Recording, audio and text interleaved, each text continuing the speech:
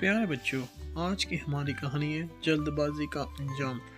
عمران اور احمد اپنے امی ابو دادا دادی کے ساتھ ایک چھوٹے سے قصبے میں رہتے تھے۔ عمران کی طبیعت میں جتنی سنجیدگی تھی، اس کا چھوٹا بھائی اتنا ہی نٹکھٹ اور جلد باز تھا۔ آج انہیں گھر والوں نے ندی پر جانے کی اجازت دے دی تھی۔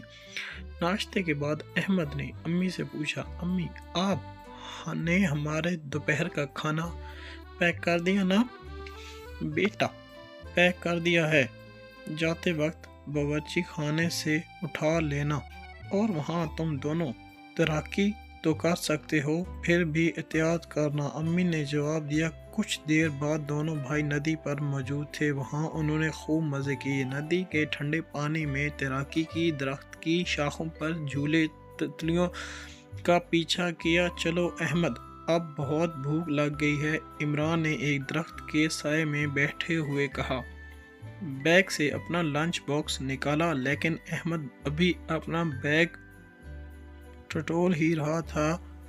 کیا ہوا؟ کیا ڈھونڈتے رہے ہو؟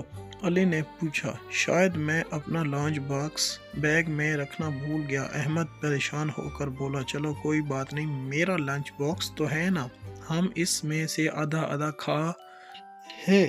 علی بولا، بھیا مجھے اور بھوک لگ رہی ہے۔ احمد کھانے کے بعد بولا، ہاں میرا بھی یہی حال ہے۔ عمران نے اداسی سے کہا، لیکن یہ بھوک تمہیں یاد دلائے گی کہ جلد بازی کا انجام برا ہی ہوتا ہے۔ آئندہ تم اپنی چیزوں کا خیال رکھا کرو گے۔ جی بھیا، آپ ٹھیک کہہ رہے ہیں، اب میں جلدی نہیں کیا کروں گا، اپنی چیزوں کا خیال رکھوں گا۔ دونوں بھائی اپنے گھر کی جانب چل دیے۔ آج کی پکنک نے انہیں اچھا سبق سکھایا تھا کہ جلد بازی میں کوئی بھی کام ہو تو اس میں نقصان ہی ہوتا ہے۔ تو پیارے بچوں، خیال کرنا، جلد بازی نہیں کرنا۔ تو چینل کو پلیز سبسکرائب اور لائک فالو کرنا مت بھولیں۔ شکریہ۔